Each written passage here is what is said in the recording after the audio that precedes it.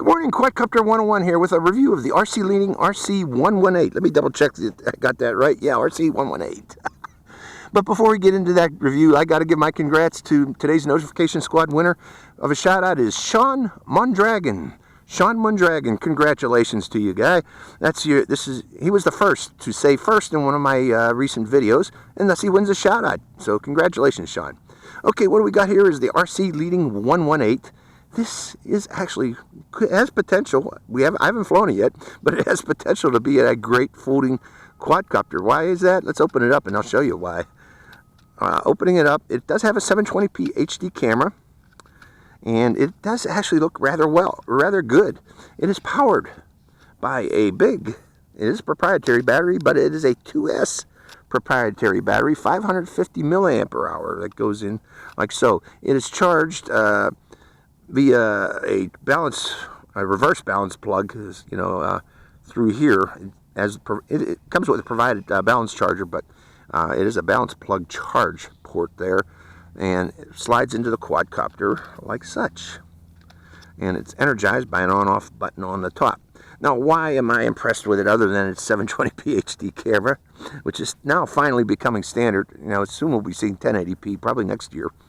But those 0.3 megapixel cameras are finally going the wayside, thank God. But looking on the bottom of this has an optical flow sensor, folks. Optical flow for position hold. Remember I predicted 2018 is going to be the year of optical hold quadcopters? Well, this is one of them. What is optical hold? Well, it's similar to a GPS system in that it'll automatically maintain its position without you doing anything. Even if there's a little breeze, it should automatically look down at the ground and use what it's looking at on the ground here to maintain its position. Now, this doesn't work well over water or like glass surfaces or flat concrete. You have to have some contrast on the ground there, objects on the ground for the optical flow system to lock onto. So, grass seems to work okay, for me at least, but especially this brown grass. But keep in mind, if I flew over water, this would not work as well, or if at all. I don't think it would. Other things on it, the landing skids on this are little foam landing skids that are stuck up there with sticky tape on the other side of them. So these might potentially be lost. So when you do a landing, always look around, make sure that all your landing skids are attached. And look for these little white things if one of them turns out to be missing. Now, this is flown via an app only. There is no controller for this, and the app is the HJRC leading app, and I'm going to be opening that up shortly. So let's go for a flight of that and see how it performs. So hope you enjoy this flight.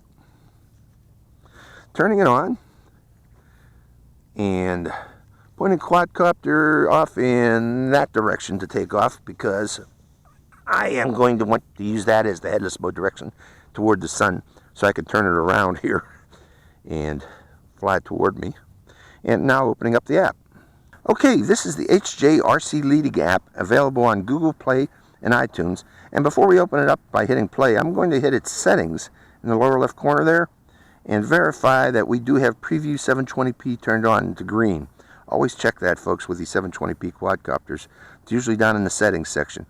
And then hit play, and there's our view from the quadcopter.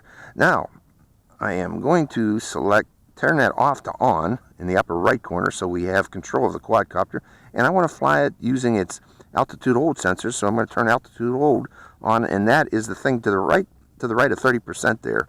Those two triangles pointing at each other, click that to turn on altitude hold controls. Now I'm also going to select 100% as control, and we are ready to go. So starting the camera by hitting the camera icon in the upper left corner, the video camera icon, and it turns to green, indicating we are recording. And now in the lower left corner, you see that upward arrow? That's the takeoff button, so we're going to hit that. And that starts the motors, and we're going to give it a little throttle by pushing up on the left stick, that left blue ball there, pushing up on it to give it more throttle until it takes to the air, and then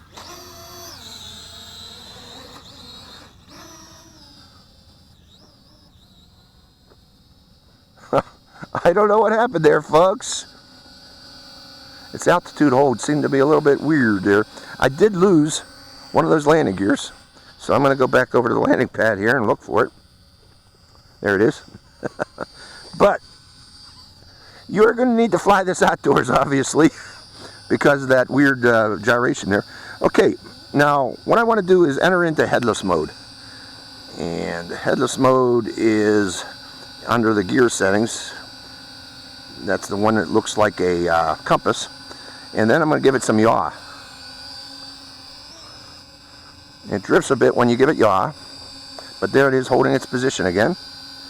And it blinks its lights when it's in headless mode. Now I'm going to go up higher. That was weird, that jump there. And there we go. Now, let me take a couple photos since this is a selfie drone.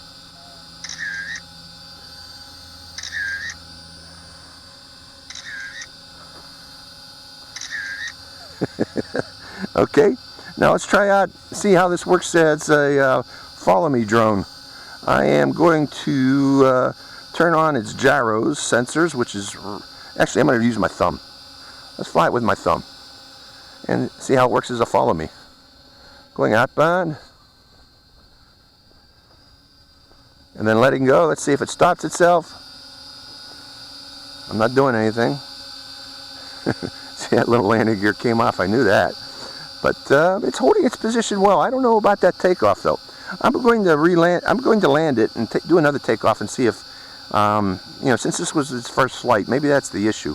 So let me stop the video and let's hit land, which is in the lower right corner. Coming down. Okay. And let me put that landing gear back on. This time, I'm going to do a takeoff from my hand instead of from the ground. So, you ready, folks? Starting the motors. Hold on. I did a boo-boo. I turned off my phone. Hold on a second.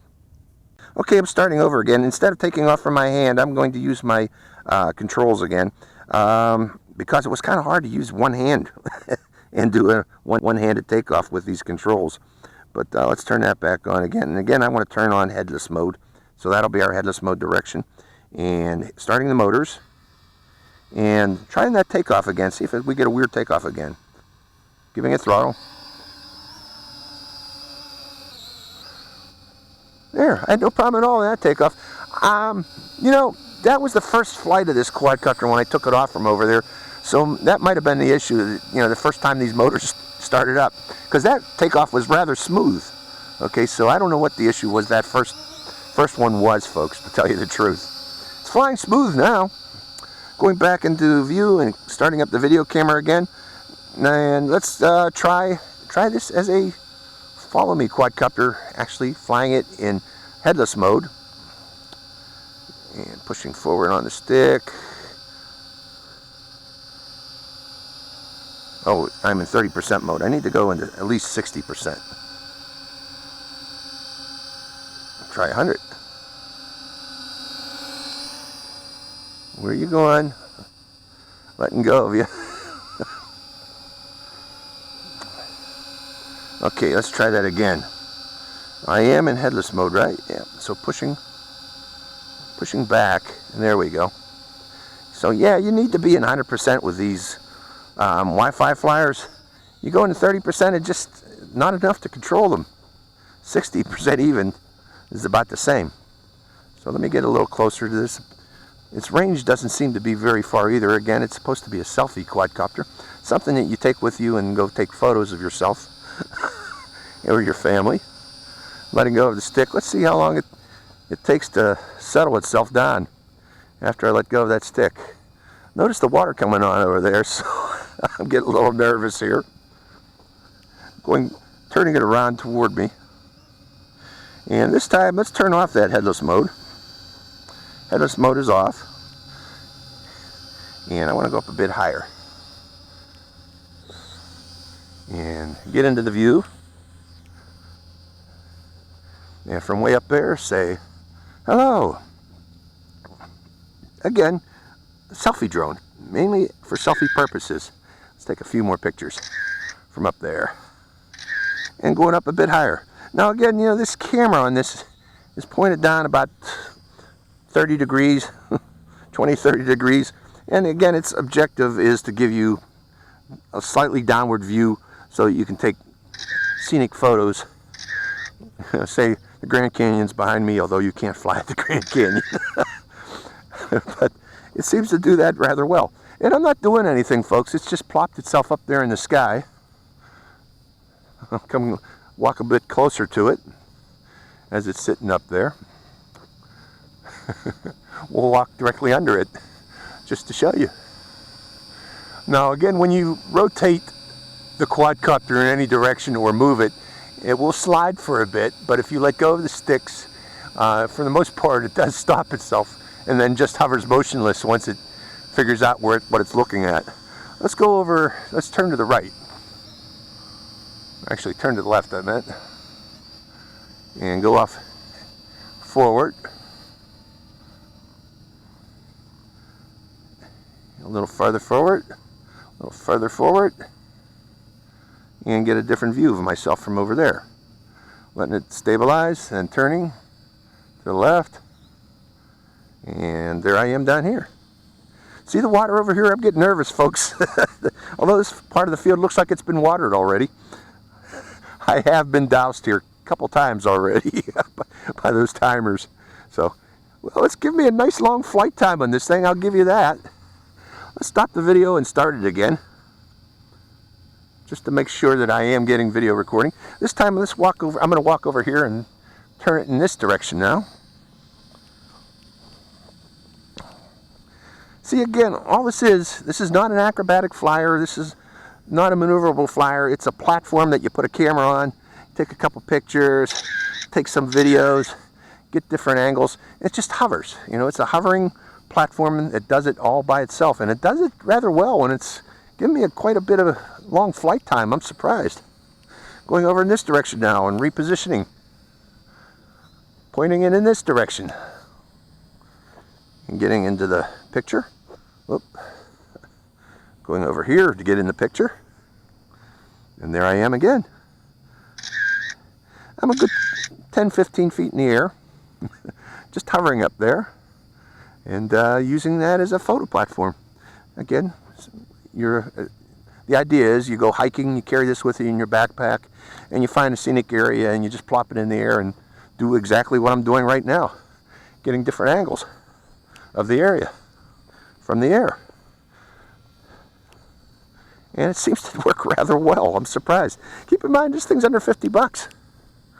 I hope that video is coming out nicely. A couple more pictures.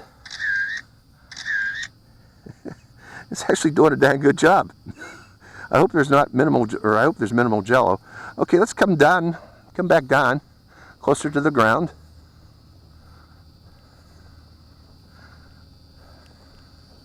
Right there, and get some close-ups. How you like my shirt today, folks?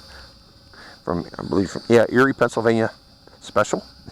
Right now, it's really cold in Erie.